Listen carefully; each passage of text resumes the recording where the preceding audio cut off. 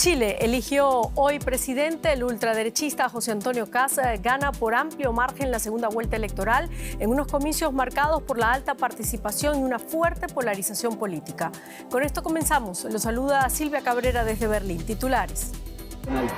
El candidato ultraconservador José Antonio Kast logra el 58% de los votos frente al 42% de la candidata de izquierda Janet Jara, con el 95% de las mesas escrutadas. La victoria de Kast asesta un duro golpe a la izquierda tras 4 años en el poder. Ataque terrorista en la playa Bondi en Sydney. 2 hombres armados con rifles abrieron fuego contra la multitud en la festividad judía del Hanukkah. 15 personas murieron y decenas resultaron heridas. Uno de los atacantes fue abatido.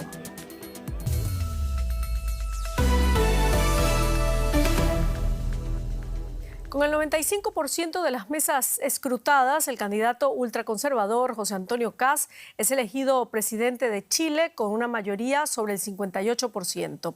La candidata de izquierda, la comunista Janet Jara, se hace con casi el 42% de los votos. Siguiendo la tradición republicana del país sudamericano, la candidata oficialista llamó por teléfono al presidente electo y reconoció su derrota. El presidente electo de la República asumirá el próximo 11 de marzo del 2026, al igual que los parlamentarios elegidos el pasado 16 de noviembre. Y nos vamos a Santiago directamente. Hablamos con la periodista Jacinta Molina. Jacinta, danos la última hora de estas elecciones y cuéntanos cómo ha reaccionado José Antonio Kast y sus seguidores ante esta victoria.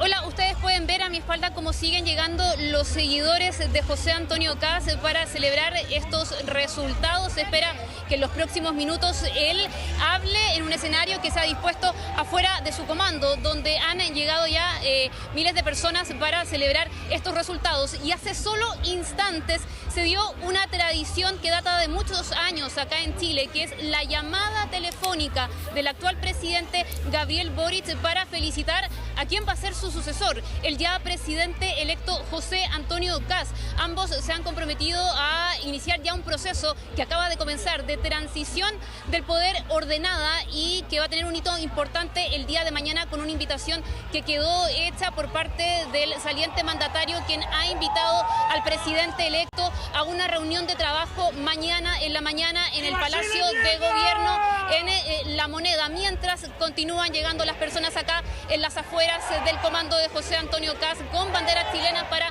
celebrar estos resultados.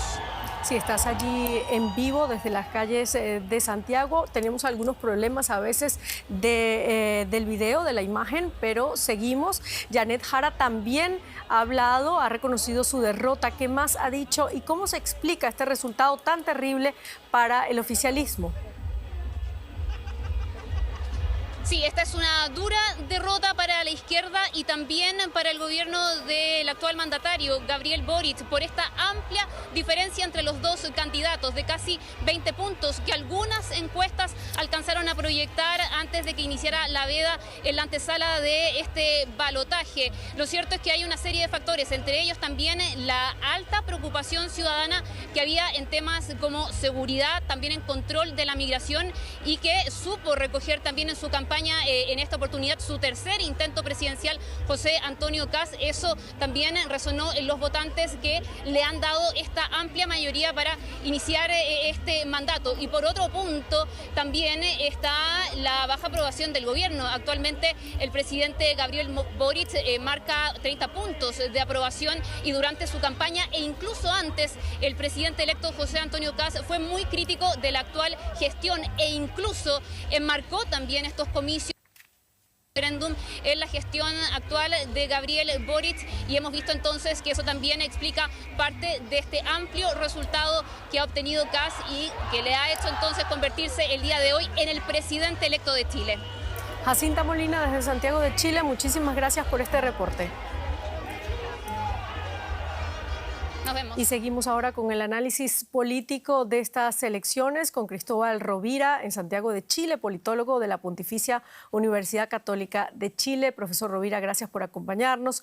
Ya tenemos resultados oficiales. José Antonio Kast lidera o ha ganado ya ese recuento de votos allí en Chile. ¿Qué significa para el país la victoria de la coalición de derecha? Tal como escuchábamos en el reportaje, yo creo que esto significa, por un lado, una derrota muy grande al mundo de la izquierda y al gobierno del presidente Boric, pero yo creo que simultáneamente esto refleja una crisis de la derecha convencional. No olvidemos que en Chile por largo tiempo tuvimos partidos de derecha que lograron inclusive ganar la presidencia bajo Sebastián Piñera, y el liderazgo de José Antonio Kast es de ultraderecha. Por lo tanto, lo que hace José Antonio Kast es crecer a costa de la derecha convencional, y esa es una mala noticia para el sistema democrático chileno. Bueno, la derecha de José Antonio Kast aparece alineada con otras derechas en la región y en el mundo, y se le asocia a figuras como Milei, Meloni aquí en Italia, Bolsonaro o Donald Trump. ¿Qué tipo de presidente puede esperarse de Kast? ¿Intentará gobernar siguiendo alguno de esos modelos? El caso de José Antonio Kast claramente que es muy similar a las otras ultraderechas que hemos visto en el mundo, no necesariamente por el estilo de liderazgo que él tiene, que es una persona más conservadora y más calmada que, por dar un ejemplo, Milei o Donald Trump, pero sí por su agenda programática. Entonces, al día de hoy es difícil saber cuál va a ser su estilo de liderazgo, pero lo que sí sabemos es que su agenda programática es una agenda de ultraderecha, en temas de seguridad, en temas de migración, en temas de economía y también en los temas morales. Por lo tanto, lo que vamos a ver es que este gobierno va a intentar mover la agenda en esa dirección, y lo que está por verse es hasta qué punto va a tener los votos en el Parlamento para lograrlo. Claro, bueno, precisamente hablemos ahora de lo que él propone. Ha anunciado un recorte del gasto fiscal de unos 6.000 millones de dólares. ¿Podemos anticipar una política de ajustes y recortes significativos durante su mandato?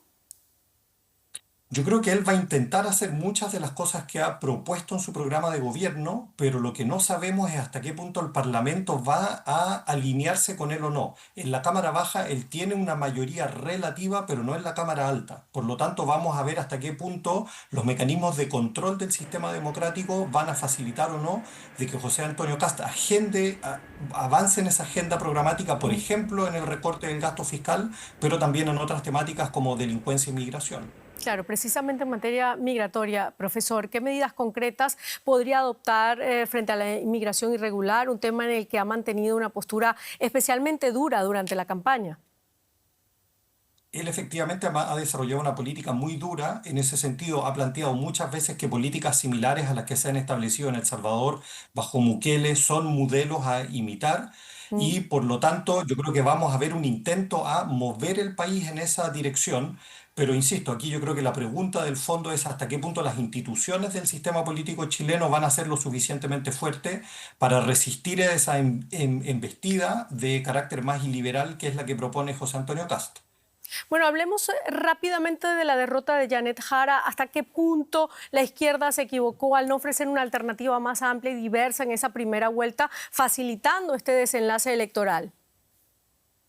Yo creo que este era un momento y una elección particularmente difícil para la centroizquierda, porque la demanda central en el país hoy en día es respecto a seguridad ciudadana e inmigración, que son temas que la derecha logra manejar mucho mejor que el mundo de la centroizquierda.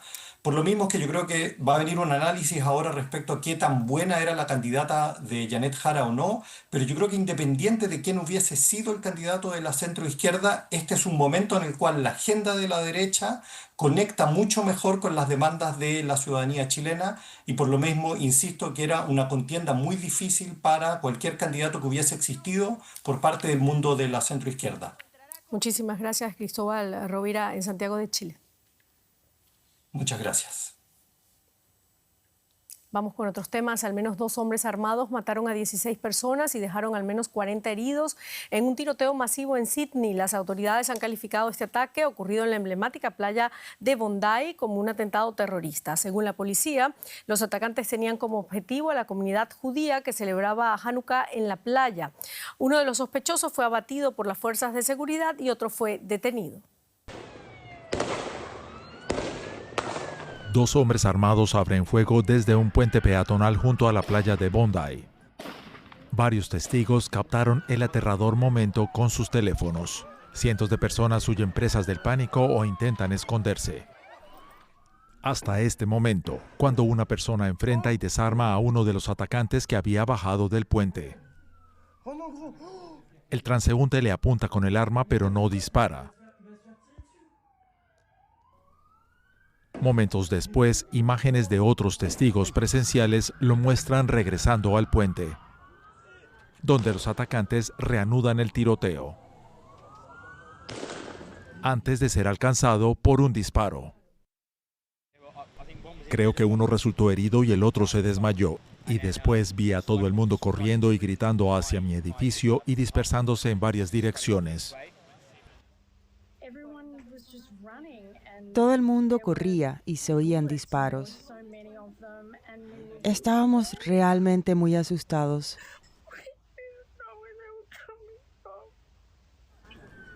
La policía finalmente llega al puente y somete a los sospechosos. Las autoridades consideran que se trata de un incidente terrorista. Este es un ataque dirigido contra los judíos australianos en el primer día de Hanukkah, que debería ser un día de alegría, una celebración de la fe. Es un acto malvado, antisemita y terrorista que ha golpeado el corazón de nuestra nación. Los tiroteos masivos son extremadamente raros en Australia. El país tiene uno de los índices de mortalidad por armas de fuego más bajos del mundo desarrollado. El último ataque de esta magnitud ocurrió hace casi 30 años. Y Benjamin Netanyahu responsabilizó al gobierno australiano tras el ataque en Sydney. El primer ministro israelí aseguró que en agosto envió una carta a su homólogo Anthony Albanese en la que advertía que las políticas del Ejecutivo australiano estaban promoviendo y alimentando el antisemitismo en el país. Le escribí, su apoyo a la creación de un Estado palestino echa más leña al fuego del antisemitismo, recompensa el terrorismo de Hamás, envalentona a quienes amenazan a los judíos australianos y fomenta el odio hacia los judíos que ahora amenaza sus calles. Las delegaciones de Ucrania y Estados Unidos, lideradas respectivamente por el presidente Volodymyr Zelensky y por los emisarios de la Casa Blanca, Steve Witkoff y Jared Kushner, terminaron este domingo por la noche su primera reunión aquí en Berlín sobre el plan de paz que impulsa Washington. Tras más de 5 horas en la Cancillería alemana, Witkoff aseguró que se han producido muchos avances. El objetivo del encuentro era avanzar precisamente hacia un acuerdo político con Estados Unidos sobre el plan de paz de 20 puntos que después habrá que presentarse al Kremlin para buscar un compromiso entre ambos bandos que ponga fin a la guerra. Zelensky quiere garantías de seguridad jurídicamente vinculantes que eviten otra invasión rusa y se niega a ceder territorio. Una cumbre convocada por el canciller federal alemán Friedrich Merz se reunirá este lunes a jefes de Estado y líderes de instituciones de la Unión Europea y de la OTAN para discutir las diferencias en el plan de paz de 20 puntos de Trump. Y la Fiscalía General de Rusia ha clasificado a este canal Deutsche Welle, la señal internacional de la radio-televisión pública alemana, como organización indeseable, según informes de medios rusos. DW se suma ahora a otras organizaciones de medios, ONGs y fundaciones que ya han recibido esta clasificación, como Radio Free Europe, Bellingcat o Reporteros Sin Fronteras. En Rusia, cooperar con organizaciones indeseables es un delito penal sujeto a fuertes multas y en casos graves a penas de prisión. Al respecto, Bárbara Massin, directora general de DW, dijo lo siguiente. Rusia puede etiquetarnos como una organización indeseable, pero eso no nos va a intimidar. Este último intento de silenciar a los medios libres pone de manifiesto el flagrante desprecio del régimen ruso por la libertad de prensa y expone su miedo a sus propios ciudadanos, aquellos que buscan información, piensan críticamente y están deseosos de aprender. DW se mantendrá firme en la difusión de contenido periodístico, permitiendo que las personas formen sus propias opiniones. Y se lo contábamos al inicio, el ultraconservador y líder de la coalición de derecha, José Antonio Kast, se ha impuesto en las elecciones presidenciales chilenas. Con el 98,53% de las mesas escrutadas, Kast ha obtenido una amplia victoria, el 58,21% de los votos. Se convierte así en el sucesor de Gabriel Boric. Janet Jara, la líder de la coalición de izquierda, ha reconocido su derrota antes de que el conteo estuviera cerrado. Se queda a más de 16 puntos del ganador. El 41,79% de los chilenos votó. Terminamos. Hasta luego.